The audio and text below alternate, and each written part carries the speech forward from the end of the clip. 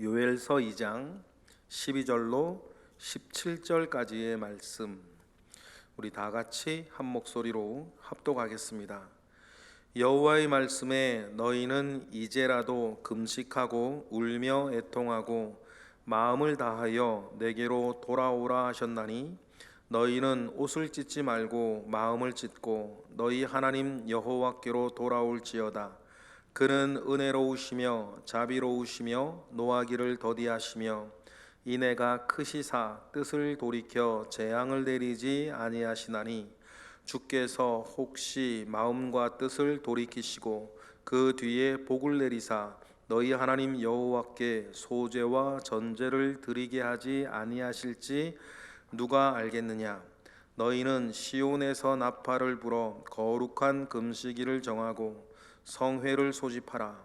백성을 모아 그 모임을 거룩하게 하고 장로들을 모으며 어린이와 젖 먹는 자를 모으며 신랑을 그 방에서 나오게 하며 신부도 그 신방에서 나오게 하고, 여호와를 섬기는 제사장들은 낭실과 제단 사이에서 울며 이르시기를, 여호와여 주의 백성을 불쌍히 여기소서. 주의 기업을 욕되게 하여 나라들로 그들을 관할하지 못하게 하옵소서.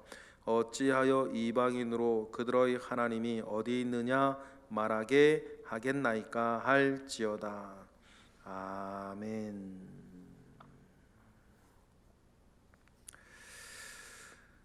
절망입니다. 희망이 끊어졌다. 그래서 절망 아닙니까? 이스라엘에게 여호와의 날을 선포하면서 그 상황은 절망이었습니다. 그런데 그 절망의 상황이 따지고 보니까 다른 이유에서가 아니라 하나님으로부터 말미암은 절망이었다라고 하는 것이, 절망이다라고 하는 것이 요엘서 2장 11절까지의 내용이었습니다. 이 절망의 이야기들이 더욱더 이스라엘 백성들에게 크게 다가온 이유는 그들이 진짜 메뚜기 재앙을 겪었기 때문입니다. 우리나라에서는 그 메뚜기 재앙이라고 하는 것이 실감이 나지 아니한데, 우리가 가끔 해외 토픽이나 여러 뉴스들을 접할 때 아프리카 지역에서나 또 중동 지역에서나 또 동유럽 그쪽 지역에서 메뚜기 떼가 창궐하여서 모든 것을 뜯어먹고 황폐해지게 만들어버리는 그 상황들을 가끔 우리가 뉴스로 접할 때가 있는데, 그러한 일들이 고대 사회에서는 정말 공포스럽고 절망스러운 상황이었죠. 메뚜기가 한두 마리야 어떻게 잡거나 막 먹겠지. 이렇게 정말 재앙에 가까운 메뚜기 떼들이 한번 휩쓸고 지나가면 말 그대로 절망입니다. 사람이 막을 수가 없죠. 그 일을 하나님은 경고로 삼아 이스라엘이 영육간에 정신 차리고 주님께 돌아오기를 원하셨고, 요엘 선지자를 통해서 피할 수도 없고 막을 수도 없는 여호와의 날이 다가온다. 여러분, 무엇이든 심은 대로 거두는 것 아니겠습니까? 하나님 아버지 앞에 온전하게 있어야 할 우리 하나님의 백성들이 육으로부터 썩어질 것을 거두면, 여러분, 썩어질 것만 거둔다. 썩어질 것만 거둔다는 말이 무엇이겠어요? 여러분, 농부가 1년 내내 농사한다고 농사를 지었는데 썩어질 것만 거둔다. 그거 망한다는 거거든요. 그죠? 망한다는 것입니다.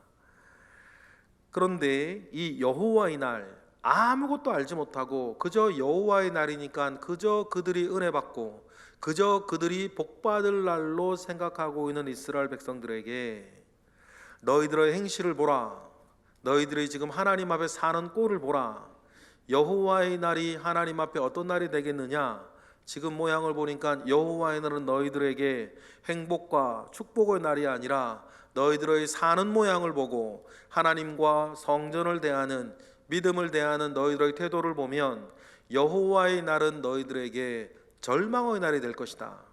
그것은 피할 수도 없고 막을 수도 없다. 그 이야기를 했습니다. 그리고 오늘부터는 뭡니까? 그러면 앞서 언급된 그 공포와 절망의 날, 그 환난의 날을 어떻게 그러면 맞이하겠냐? 지금 그게 온 것이 아니잖아요. 요엘서 1장에 나오는 메뚜기 떼의 재앙을 하나님은 맛보기로 경종을 삼은 것입니다. 그러면 요엘서 2장에 지금 언급되고 있는 이 여호와의 날로 통칭되어지는 또 메뚜기 재앙을 비유로 빗대어져서 설명되어지는 이 여호와의 날을, 이 절망의 날이 너희들에게 좀 다가오고 있는데 그 날을 어떻게 준비하고 어떻게 그 맞이해야 되겠느냐 하는 것입니다. 이에 대해서 요엘 선지자가 지금 오늘 우리 본문부터 제안을 하는 거예요. 여호와의 날이 우리에게 다가오고 있다. 절망의 날이 다가오고 있는데 그 날을 우리 그러면 어떻게 맞이해야 될 것이냐? 요엘 선지자가 제안을 하는데 그 제안이 뭐예요?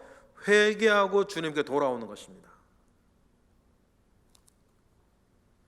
여러분, 가끔요 우리가 하나님 아버지 앞에 내가 할 수 있는 것이 회개하고 돌아오는 것밖에 없다는 사실을 우리가 깨달을 때가 있어요.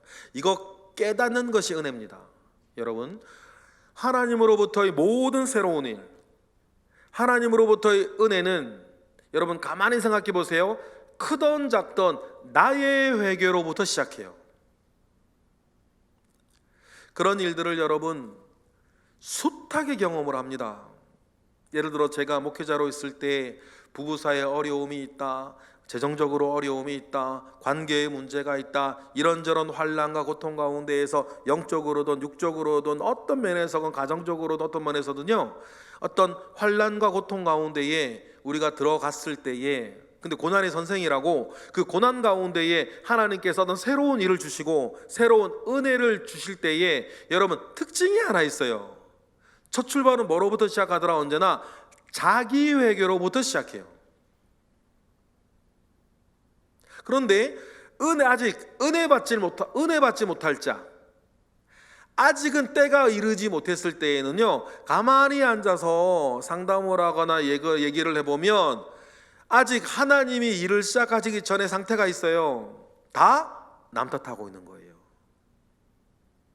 다 딴 사람 탓하고 있어요. 다 다른 상황 탓하고 있는 거예요. 이래서 안 되고 저래서 안 되고 저 사람이 나한테 이랬기 때문이고 그래서 어쩔 수 없었고 저 사람 때문에 내가 이렇게 됐고 이 일 때문에 내가 이렇게 됐고 다 남 탓하고 있는 거예요. 그러면요 그 상한 속이야 인간적으로 이해합니다. 위로하고 격려하고 힘내라 그러고 기도하겠다 그러고 하죠. 그러나 분명한 건 뭐예요? 아직 하나님으로부터 은혜 받을 때가 되지는 않은 것 같다. 그럼 100이면 100 똑같아요. 여러분, 여러분의 과거를 생각해 보세요. 힘든 일이 오고 환난이 오고 고통이 왔어요. 그런데 하나님께서 그 시간을 우리에게 주시는 것 같아요. 그 고통 가운데에서 내 속사람이 변화되어지는 과정에 있는 것 같은데 보면 꼭 남 탓하고 있는 거예요. 다른 사람 탓을 하고 있어요. 상황 탓을 하고 있고요. 누구 때문인지 뭐 때문이라고 자꾸만 딴 얘기를 하고 있는데 하나님으로부터 은혜 받을 때가 되면 이상하게 내 회개부터 시작하는 거죠. 100이면 뭐 똑같습니다. 그러면요 그래 우리가 이렇게 내 탓이다 마음 먹고 고쳐 먹고 이렇게 우리가 하나님께 하나님 제 탓이에요. 제게로부터 하나님 회개를 시작하려고 하는데 우리가 배운 게 있고 들은 게 있어 그렇게 시작하려고 애를 쓰기도 해요. 그러다가 또 그렇게 기도를 하고 했다가도 얼마 지나지 않아 또 남 탓하고 있고 또 다른 생각하고 있고 속상하고 억울하고 뭐 이런 마음으로 돌아가고 하는 것, 이건 뭐 여러분 한 사람 한 사람의 이야기뿐만 아니라 제 얘기이기도 해요. 그러면 또 마음 돌려먹고 또 말씀으로 예배 때 기도하면서 마음을 고쳐먹고 뭐 그렇게 하려고 하죠. 그러나 또 그 사람을 보고 상황을 보고 느낌을 받고 감성을 받고 그 상황을 또 만나면 또 남 탓하고 이런 것을 오락가락 하다가 어느 날이요, 하나님이 진짜 그 사람에게 회개의 영을 부어줄 때가 있어요. 그러면 여러분, 그 회개의 영 가운데서 다시 출발하면요, 더 이상 문제가 되지 아니하고 하나님께서 나를 통해서건 상황을 통해서건 그 사람을 통해서건 진짜 문제를 또 해결해 주시는 것들을 우리가 경험하는데, 가만히 보면 우리가 하나님으로부터 큰 은혜를 받을 때 언제나 이런 패턴이었다는 거예요. 여러분, 미리 기억하세요. 그러니 우리가 일을 더 망치지 않으려면 탓하고 지적하고 막 일을 막 이렇게 어렵게 만드는 그 뭐라 그럴까요? 악심이 내 입이나 몸을 통해서 바깥으로 나가지 않게 하는 게 되게 중요해요. 왜냐하면 입이나 몸이나 표정이나 상황으로 나가버리면 내가 하나님의 은혜를 받고 새 출발 다시 시작할 때에 그거로 끝나는 게 아니라 입 밖으로 나가고 몸 밖으로 나가면서 일으켰던 그 일에 대한 책임을 따로 져야 되는 거예요. 은혜와 더불어서. 그러니까 일 해결하는 게 더 어려워지기 시작하는 거죠. 이미 나간 건 할 수 없는데 늘 조심해야 되는 이유가 그 이유인 거죠. 이와 관련돼서 영적인 원리는 똑같아요. 요엘이 제안을 하는 것입니다. 여호와의 날이 우리에게 다가오고 있는데 어차피 그 날은 우리에게 다가오고 있고, 그러면 그 날을 맞이할 때에 우리가 어떻게 준비해야 하는가? 12절부터 말하는 게 뭐예요? 돌아오라는 얘기를 하는 거예요. 언제라도, 이제라도. 12절 읽어볼까요? 시작. 여호와의 말씀에 너희는 이제라도 금식하고 울며 애통하고 마음을 다하여 내게로 돌아오라 하셨나니. 주님께서 이러한 경고를 주시는 이유가 이거 아니겠습니까? 돌아오게 하기 위해서요. 고난이라고 하는 비싼 수업료를 마음으로 몸으로 내고 그냥 끝나면 안 되는 거 아닙니까? 그러면 그 고난의 때를 지나갔을 때 내가 받은 고통이 너무 아깝잖아요. 그 수업료를 내고 나선 어떻게 해야 돼요? 반드시 주님께 돌아오는. 그런데 빨리 돌아올수록 좋아요. 그래서 요엘을 통해서 하나님이 말씀하시기를 이제라도 돌아오라 라고 이야기하시면서 경고를 주셨던 이유를 밝히십니다. 어떤 이유에서라도 다른 것에 마음과 정성을 쏟고 있었다면 다시 하나님께로 돌이키라는 거죠. 그 일을 위해서 옷을 찢지 말고 마음을 찢어라.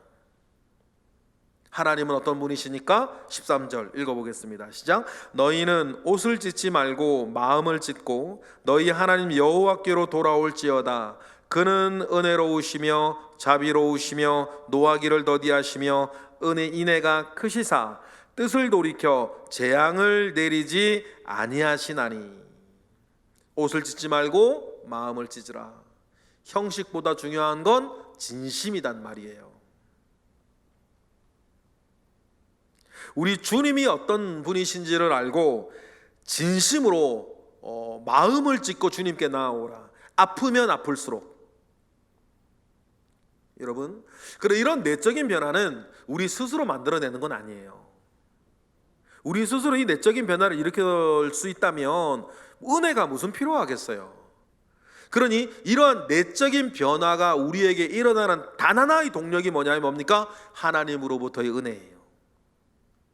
은혜 받을 준비를, 또 모질게 들리실지는 모르겠는데요, 은혜 받을 준비를 우리가 하는 것이 어떠면 고통을 느끼고 있는 그 시간들이거든요. 어떤 면에서건 내가 고통을 느끼는 그 시간, 고통의 강도와 그 고통을 느끼고 있는 시간은 사실상 뭐냐면 내가 하나님으로부터 은혜 받을 만한 자로 나를 바꾸어가는 시간인 거예요. 그러니 여러분, 모질게 들리실지는 모르겠는데요, 어떤 고통이 느껴지고 고통의 시간이 다가오면 고통을 받으시는 거예요. 그러면서 어떻게 되는 겁니까? 고통이 고통으로 끝나지 아니하고 고통이 내 내면을 변화시킬 수 있도록 하나님께 나를 내어드리는 게 되게 중요해요. 좀 전에 말씀드린 것처럼 은혜 받을 만한 자로 내 내면이 변하는 건 우리의 의지로 되는 건 아니에요. 우리가 교회에서 설교도 듣고 성경 공부도 해서 그렇게 해야 된다는 건 알아요. 그런데 변화를 일으키는 건 내가 하는 게 아니고 우리가 하는 게 아니에요. 하나님이 은혜를 주셔야 되는 거죠. 그러니 여러분, 우리가 말씀과 기도가 중요해요. 양수레밖에 아닙니까? 말씀으로 깨닫고 기도로 은혜 받고. 우리가 이런 이야기를 할 수 있는 것이 우리 주님이 그만큼 은혜로우시며 노하기시며 노하기를 더디하시고 우리에게 재앙 주기를 좋아하지 아니하시는 분이신 것을 우리가 알기 때문이에요. 그래서 우리가 은혜 가운데 돌이켜지면 14절 읽어볼까요? 시작. 주께서 혹시 마음과 뜻을 돌이키시고 그 뒤에 복을 내리사 너희 하나님 여호와께 소제와 전제를 드리게 하지 아니하실지 누가 알겠느냐? 요엘의 제안인 거예요. 우리의 몫은 뭐다? 주님께 돌이키는 것, 주님께 돌아가는 것이다. 쉽게 말하면 회개하는 것이라는 거예요. 그러면 요엘의 제안, 그러면 혹시 하나님께서 우리를 다시 회복시켜 주시지 않겠냐? 우리가 어제 읽을 때 소제와 전제를 드릴 것조차 없이 망하게 되는 이야기들을 했지 않습니까? 근데 우리가 돌이키면 소제와 전제를 드릴 수 있게 해주시지 않겠냐? 그럼 우리 뭐하자? 여호와께로 이제라도 돌아키자. 요엘의 그래서 제안인 것입니다. 그럼 어떻게 할까요? 15절부터 이하는 참여하라는 거예요. 회개하라는 거죠. 못하겠다고 앉아있지 말고 못한다고 말하지 말고 어려울수록 어려운 결정을 하라는 거예요. 지금 소제와 전제를 드릴 것이 손에 없다고 못하고 있지 말고 먼저 하나님 앞에 어려울수록 어려운 결정을 하라. 제가 신앙생활할 때 저한테 되게 중요한 원칙 중에 하나가 이거예요. 어려우십니까? 그럼 어려운 결정을 하시는 거예요. 어렵다고 자꾸 쉬운 결정을 하면, 제 경험상 그랬어요. 제 영적인 체험상 어려울수록 쉬운 결정을 하면 이게 해결이 되지 않더라고요. 영적으로 받으세요. 어려울수록 어려운 결정하시는 거예요. 하나님 앞에서. 힘들수록 힘들 결정하세요. 하나님 앞에서. 그래야 해결된다는 것을 저는 굉장히 많이 체험합니다. 요엘이 그 얘기를 하는 거예요. 소제와 전제를 드릴 것이 없느냐? 그러면 금식을 선포하고 하나님께 나오면 되지 않냐? 그 얘기를 하는 거예요. 어려울수록 어려운 결정하는 거죠. 15절이 그거예요. 15절 읽어보겠습니다. 시작. 너희는 시온에서 나팔을 불어 거룩한 금식일을 정하고 성회를 소집하라. 소제할 것이 없다고, 전제 부을 것이 없다고, 못하겠다 그러지 말고, 안 하겠다 그러지 말고, 힘들다 그러지 말고, 어렵다 그러지 말고, 그런 여유가 없다 말하지 말고, 오히려 그럴수록 더 어려운 결정, 더 큰 결정, 금식을 선포하고 성회를 모으는 나팔을 부르라는 거죠.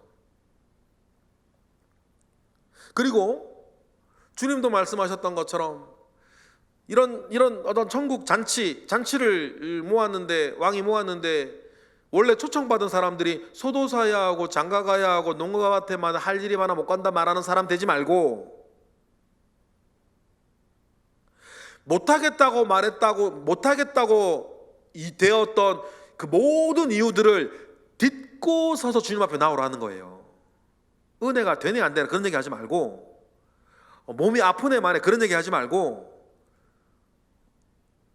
바쁜 애 만에 그런 얘기 하지 말고, 아픈 애 만에 그런 얘기 하지 말고, 이유를 막론하고 하나님 앞에 은혜 받고 싶으면, 그래서 이 모든 것들이 하나님으로부터 해결되기를 원한다면 이유 막론하고 금식을 선포하고 하나님께 나오라 그러는데 16절이 뭐예요? 모든 이유들이었어요. 그죠? 못 나오게, 하나님 앞에 나오지 못하는 이유들이었죠. 16절 읽어보겠습니다. 시작. 백성을 모아 그 모임을 거룩하게 하고 장로들을 모으며 어린이와 젖 먹는 자를 모으며 신랑을 그 방에서 나오게 하고 신부도 그 방에서 나오게 하라. 여러분, 율법에도 결혼하고 나고 2년이면 2년까지는 전쟁에도 나가지 말고 밭일도 나가지 말고 아무것도 하지 아니하고 신방에서 신혼을 즐기게 하라는 것이 율법이었어요. 그런데도 여기서 심수기는 뭐라 그래요? 지금 그럴 때냐는 거예요. 여호와의 날이 다가오고 있는데 소 사야겠냐? 그래서 바쁘냐? 장가 가야 되고 시집 가야 되고 농가밭에 나가 일해야겠냐? 그런 쉬운 결정, 사람의 결정 내리지 말고 어려울수록 어려운 결정하며 여호와의 날이 우리에게 다가오고 있는 준비를 하라. 그리고 제사장들에게도 말합니다. 낭실과 제단 사이에서, 그죠? 번제단하고 그 성막 사이겠죠. 소재물 없다고 사람 안 온다고 그렇게 하지 말고 제사장들에게도 번제와 낭실 사이에서 울기라도 하라. 누구처럼? 에스라처럼. 에스라가 그러지 않았습니까? 큰 뜻을 품고 에스라가 예루살렘으로 돌아왔는데 학사 에스라가 큰 뜻을 품고 예루살렘으로 돌아와서 이스라엘 사람들을 다시 세우려고 했는데 사역이 전혀 안 됐죠. 그래서 에스라가 뭐 했어요? 오늘 17절 말씀처럼 울었어요. 통곡했죠. 에스라의 울음소리를 듣고 몇 명이 모였어요. 그 사람들과 더불어 저녁마다 에스라는 울었습니다. 누가 올 때까지? 느헤미야가 올 때까지. 느헤미야가 올 거라는 거 몰랐어요. 결과적으로 나중에 보니까 느헤미야가 올 때까지 에스라는 울었는데 에스라가 느헤미야가 올 때까지 울었던 시간이 여러분 자그마치 13년이었습니다. 13년 동안 울었어요. 그런 것처럼 여러분 제사장들에게도 뭐라 그래요? 17절 읽어볼까요? 시작. 여호와를 섬기는 제사장들은 낭실과 제단 사이에서 울며 이르기를 여호와여 주의 백성을 불쌍히 여기소서 주의 기업을 욕되게 하여 나라들로 그들을 관할하지 못하게 하옵소서 어찌하여 이방인으로 그들의 하나님이 어디 있느냐 말하게 하겠나이까 할지어다. 그래서 이렇게 주님의 성품을 의지하면서 제사장들은 번제와 낭실 사이에서 할 수 있는 게 없다면 뭐 하기라도 해라, 울기라도 해라. 여러분 인간적으로는 할 수 있는 게 하나님 아버지 앞에서 우는 것밖에 없는 일들이 여러분에게 없기를 바랍니다. 그런데요, 만약에 더 이상 내가 할 수 있는 게 없다고 여겨지신다면 그 일 붙잡고 여러분 하나님 앞에 우세요. 그것밖에 없어요. 그것밖에 없습니다. 이것이 뭡니까? 요엘이 제안하는 여호와의 날을 준비하는 자세. 여러분 오늘 모든 이야기를 우리의 삶의 중요한 원칙으로 받으시기를 원해요. 이것이 은혜를 받을 사람의 태도인 것입니다. 여러분이 할 수 있는 건 마음껏 하십시오. 할 수 있는 거 최선을 다해서 해야죠. 그러나 이것은 내가 뭐 한다고 되는 일이 아니라는 것이 느껴지신다면 여러분 이유막론하고 하나님께로 나와 하나님 앞에서 기도하고 하나님 앞에 매달리는 저와 여러분 되시기를 주님의 이름으로 축복합니다. 기도하겠습니다. 할렐루야. 하나님 감사와 영광을 올려드립니다. 크신 은혜로 우리를 채우시옵소서. 크신 능력으로 우리를 이끄시옵소서.